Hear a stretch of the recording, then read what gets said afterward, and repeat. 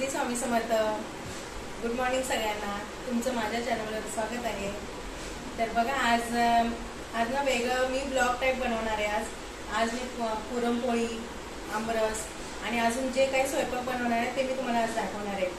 चला तर आता मी पहिल्यांदा पूजा करून, माझी अंघोळ वगैरे झालेली आहे, मी आता पूजा करून घेते आणि नंतर पुरणपोळी कशी बनवायची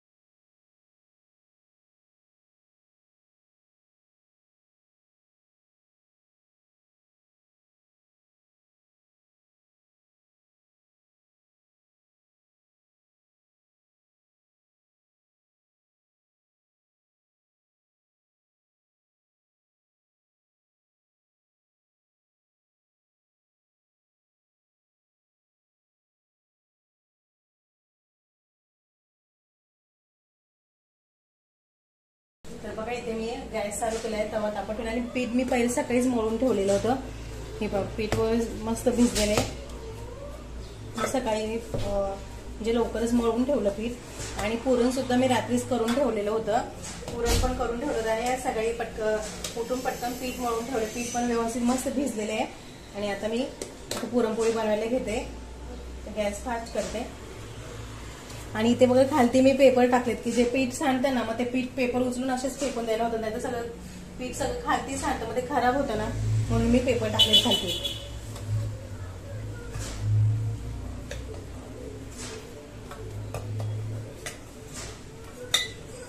मी छोटे पुरणपोळ्या बनवते, मी काही जास्त मोठ्या पुरणपोळी बनवत नाहीये, आम्हाला जास्त मोठी आवडत पण नाहीये, छोटीच आवडते, मग आम्ही छोटेच बनवते पुरणपोळ्या।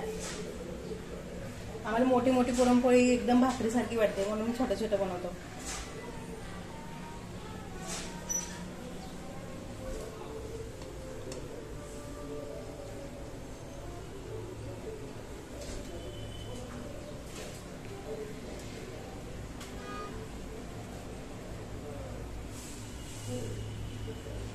आणि पिठामध्ये मी हळद पण टाकले, पिवळे दिसतंय पीठ, जरासं पिवळं छान वाटतं।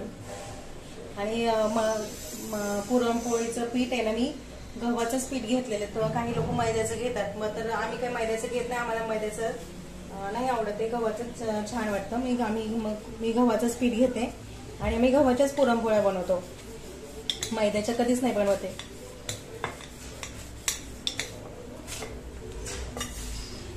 पूर्ण हे गव्हाचंच पीठ आहे, मैदा त्याच्यात अजिबात नाहीये, आणि तरी छान होतात ते पुरणपोळ्या।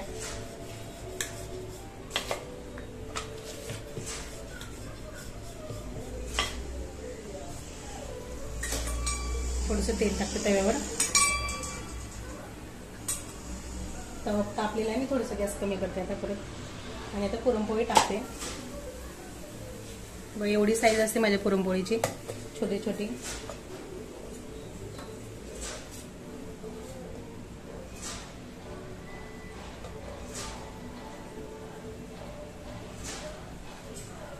आणि गॅस कमीच ठेवलाय मी, म्हणजे ती हे बनवून होत तोपर्यंत तिकडची व्यवस्थित भाजते।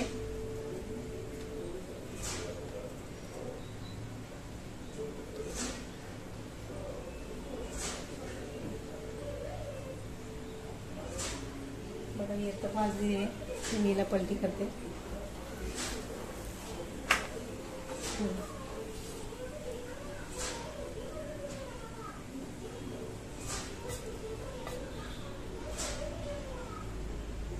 आणि पुरणपोळी आणि आमरस वगैरे आज बनवणार आहे।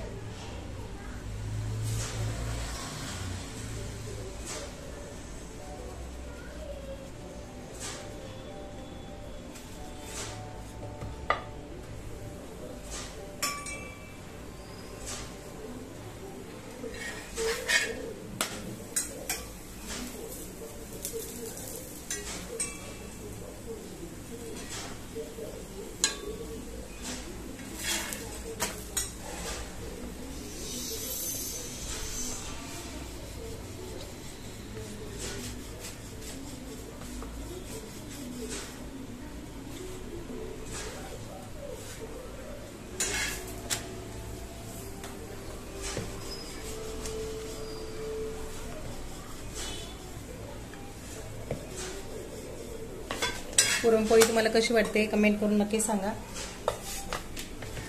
मी सेपरेट पुरणपोळीचा व्हिडिओ टाकणार आहे. आता ही पुरणपोळी आपली भाजून झालेली बघा, मस्त झालेली बघा. कशी वाटते पुरणपोळी कमेंट करून नक्की सांगा. आणि ही दुसरी पण आपली लाटून झालेली आहे. आता ह्या सगळ्या बाकीच्या पुरणपोळ्या बनवून घेते. इथे बघा आता ह्या माझ्या पुरणपोळ्या बनवून झालेल्या आहेत. आता मी साईडला ठेवते आणि इथे मी तेल गरम करायला ठेवले. सार बनवते आता मी. आणि सारासाठी हे पण इथे खोबरं आहे, कढीपत्ता आणि हे लसूण आहे, हे ठेचून मी साईडला ठेवणार आहे. आता मी साराला मसाला फ्राय करणार आहे. आणि हे बघा हे साराचं डाळ शिजवल्यानंतर जे पाणी असतं ना, हे पाणी मी काढून ठेवलेले आहे. त्याच्यामध्ये फक्त पाणी आहे, डाळ वगैरे काही ठेवत नाही मी काढून. आता बघा तेल तापलेलं आहे, मी मसाला टाकते. हे वाटण केलेले आहे, ही वाटण्याची रेसिपी पण आपल्या चॅनलवर आहे, ते तुम्ही बघू शकता. मी मसाला टाकते.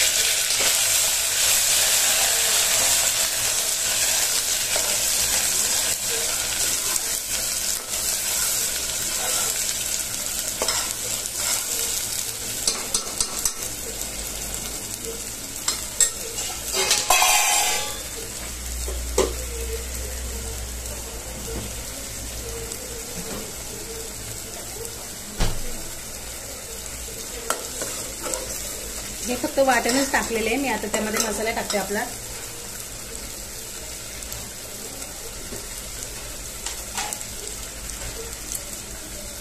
हे बघा हा घाटी मसाला आपला.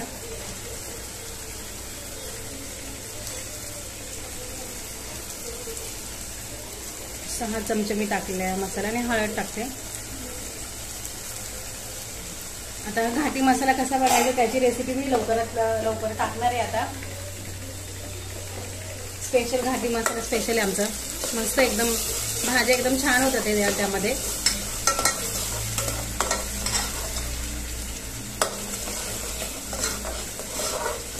मसाला चांगला फ्राय करून घ्यायचा आहे. मसाला आपला फ्राय झालेला. आपण हे जे पाणी काढलेलं ते आपण टाकूया सारासाठी.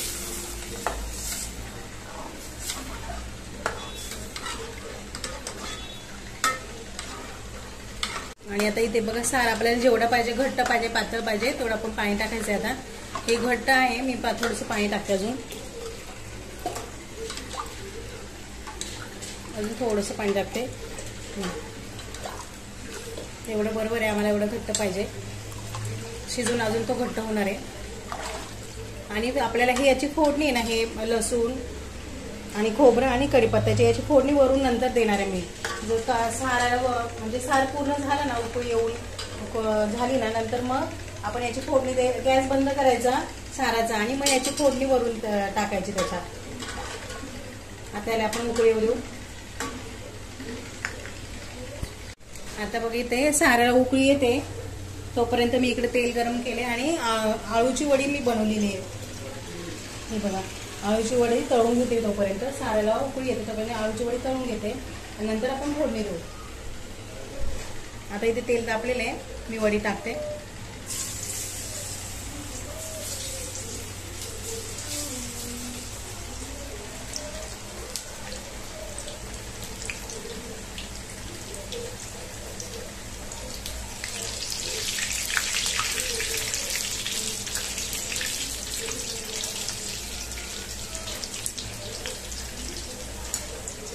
आणि ही आळूची वडी मी वेगळी बनवली आहे. म्हणजे जी पानं आपण लावून एकावर एक लावून असं बनवतो तशी नाही बनवली. हे बघा मी पानं एकदम कापून घेतात कोथिंबीर वडीसारखी आणि मग बनवले. त्या वड्या पण छान होतात, एकदम कुरकुरीत होतात बघा. आता मी तळून तुम्हाला तळल्यानंतर कळेलच. आणि तुटायची पण भीती नाही, काय नाही, एकदम मस्त होतात. म्हणजे कोथिंबीर वडीसारखी बनवायची. पानं अशी कापायची, म्हणजे कमी पानं असली तरी पण आपल्या वड्या होतात ते छान. 4 ते 5 पानं असली तरी आपली 2 रोल बनून होतात ते असे कापून बनवले तर.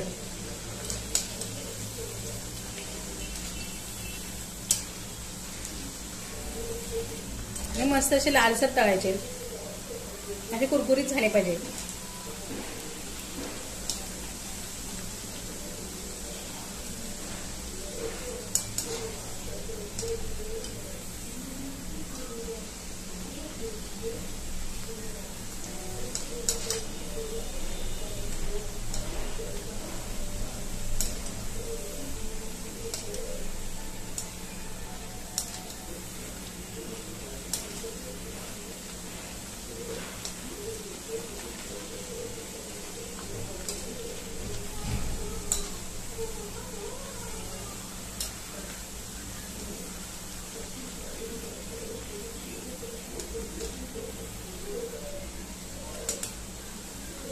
आपल्या वडे मस्त झालेले आहेत, हे तळून झालेले आहेत बघा किती, आणि अशा लालसर तळायच्या मस्त. हे बघा अशा वाजतात बघा कशा छान.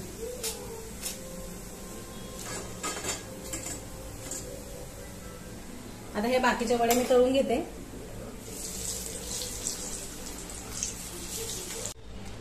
इथे बघा तास वडी माझ्या तळून झालेली आहेत आणि आता आपण साऱ्याला फोडणी द्यायची. तर मग बघ हे फोडणीची पळी असते ना, ही मी ठेवते गरम करायला, त्यामध्ये तेल टाकते.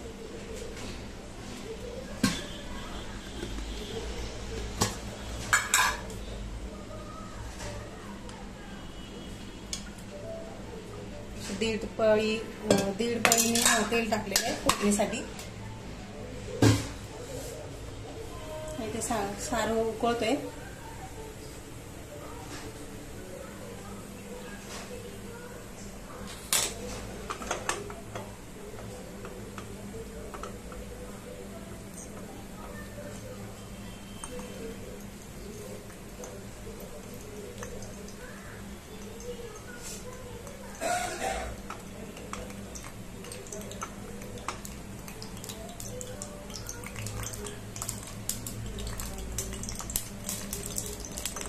तेल बघा तापत आलेले आहे, तोपर्यंत टाकूया आता. पण मग एकदम जास्त टाकले तर जळून जातं ना, म्हणून लसणाला आणि वेळ लागतो फ्राय व्हायला.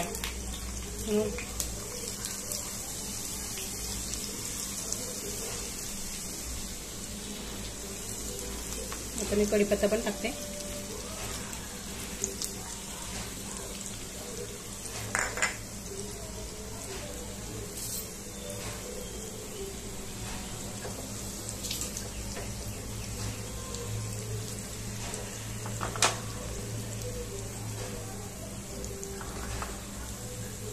याला चांगलं लालसर होऊ द्यायचंय.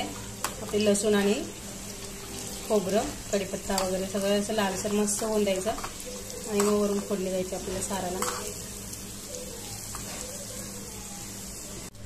हे बघा आपलं लसूण आणि खोबरं बघा असं एकदम लालसर मस्त झालेलं आहे, म्हणजे आपल्याला ही फोडणी आपली तयार झालेली आहे.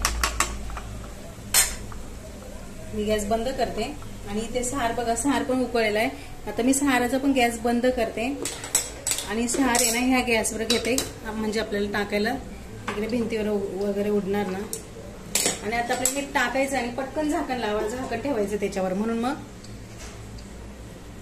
आता बघा हे मी टाकते आणि पटकन गॅस बंद, झाकण ठेवते, म्हणजे आपली फोडणी मस्त बसेल.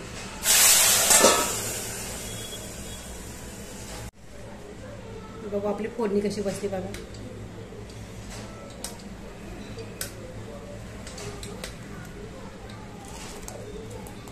आपलं सार तयार झालेलं. आपल्याला याच्यामध्ये कोथिंबीर टाकायची. आता बघा इथे आपण सार तयार आहे, पण आपल्याला फक्त कोथिंबीर टाकायची. आता मी याच्यामध्ये कोथिंबीर टाकून घेते.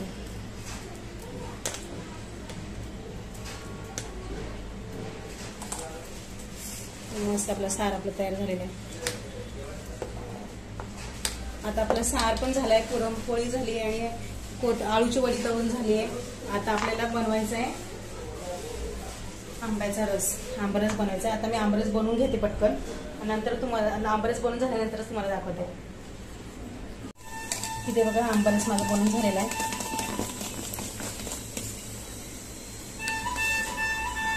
आंबरस पण बनवून झालाय आणि इथे मी भाताचं कुकर पण लावलंय. आता भात झाला की मी ताक बनवून दाखवते तुम्हाला.